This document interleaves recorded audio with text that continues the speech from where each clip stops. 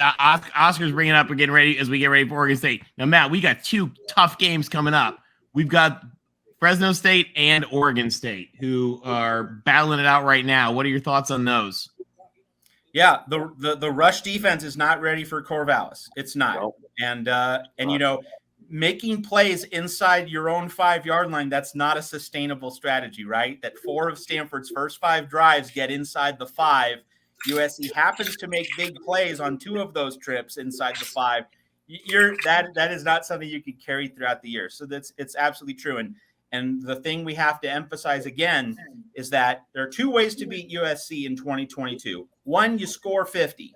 The other is you keep Caleb Williams on the sidelines for 40 minutes.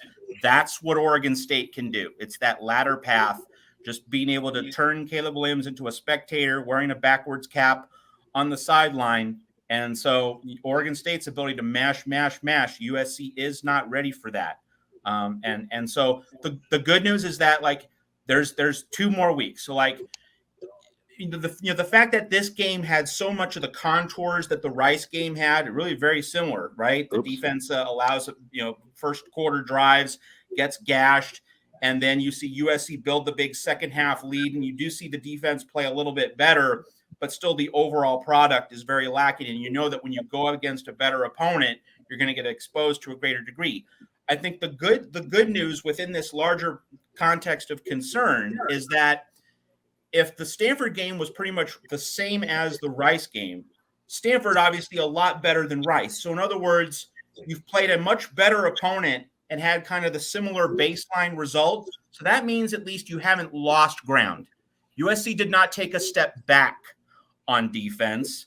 It went up against a better opponent than it did against Rice with pretty much the same results. And so at least there was no regression. But in the larger picture, there has to be actual improvement, not avoidance of regression. You actually need to start making some forward steps. And they still have 2 weeks to do this. So the Fresno State game is a game in which, I would certainly think that USC can hang 50. I don't think that's going to be a problem. And it will give the defense time to sort things out for 1 more game. But yeah, we're coming up on that battle in Corvallis, which again, it's the season shaper. Where obviously, Utah's the headliner, and then you have Notre Dame at the end. But really, if they beat Oregon State, they're going to reach certainly most of their goals. That it'll get them in the door for the Pac-12 title game. It'll probably get them to 10 wins. Some of their baseline goals, as a stepping stone to their bigger goals. I'm sorry, Matt. I'm confused. Do we have a game? Do we have a game against some random Catholic school that can't beat anybody in the Sun Belt? A game against a Catholic school, which apparently has the Midwestern version of Jimmy Lake as its head coach. Marcus Freeman is basically Midwest Jimmy Lake, right? He's an elite defensive coach with recruiting chops, and he totally neglected his hire of the opposite coordinator, right? Jimmy Lake hiring John Donovan at Washington, whom no one was in the market for. No one else wanted his services. He hired an absolutely terrible offensive coordinator. And so he goes all in with Tommy Rees, valuing what Rees could do on the recruiting trail instead of hiring an elite play caller, a Lincoln Riley 2015 at Oklahoma, from East Carolina. And so by valuing recruiting over play calling chops, Marcus Freeman is in a deep ditch at Notre Dame. And I have to think that Tommy Rees does not survive the season unless we see a spectacular turnaround in South Bend with that offense.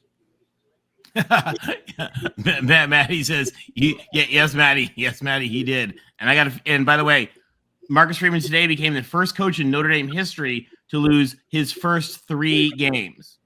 No Notre Dame coach in history has ever finished 0-3. Not even Jerry Faust. And you just add, they're in trouble because Buckner is not the answer there. It's going to be. Nope. Buckner's an issue, but Tommy Rees, I didn't see much of anything happening on their offense, so I think you're spot on with that. And by the way, just real quick to those of you guys watching right now, we want to thank you guys for watching. We're really glad you're taking a few minutes to join us. We want you to also, we'd love to chat with you guys too. We're chatting about the game here. We'd love to hear what you guys think, especially anybody who was there. Also, to add on what Matt said, a way to beat USC is ball control. Don't turn the ball over. We've been very fortunate to force 4 turnovers in each game. What happens is in this game if we don't turn the ball, if we don't force any turnovers? Then it gets a little bit dicey. So real USC, dicey. We can't expect to be living on that. It's great to get 4-4, but that's something that is concerning.